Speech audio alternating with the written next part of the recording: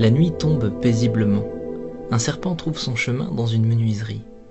Alors que les ondulations de son corps parcourent le sol, il se coupe contre la lame tranchante d'une scie.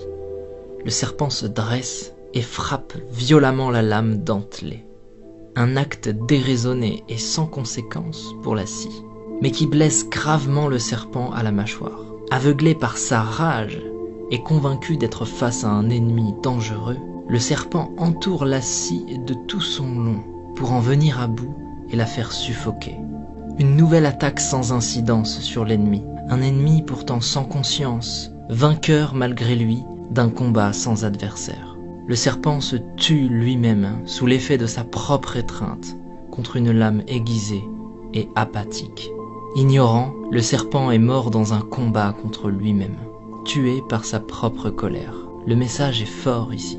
Souvent, lorsque nous réagissons sous l'effet de la colère, nous pensons que les autres nous ont blessés, qu'ils ont agi sciemment, et nous réagissons au quart de tour alors que ce n'est pas nécessaire. Nous cultivons de la rancœur et du ressentiment.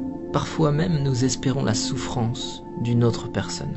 Mais en faisant cela, nous ne faisons que nous couper avec la lame de notre propre rage.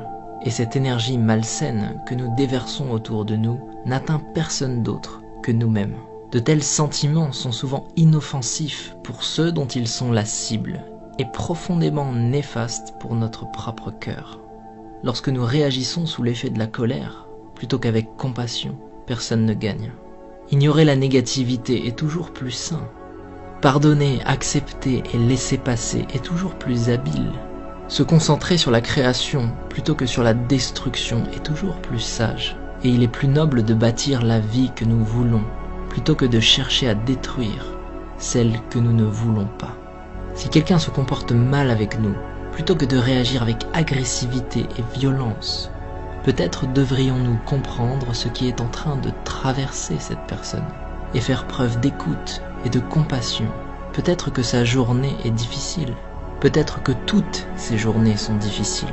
Lorsque nous regardons les choses avec une nouvelle perception, il est plus facile d'avancer, de laisser toutes les énergies négatives derrière nous, d'abandonner ce qui n'est pas constructif pour notre futur et de simplement laisser passer. Nous devrions avancer avant que la colère nous consume et nous détruise comme le serpent. Ne réagissez pas, montrez de la compassion, ne ressassez pas, avancez et restez concentrés sur l'élaboration d'une vie meilleure pour vous-même.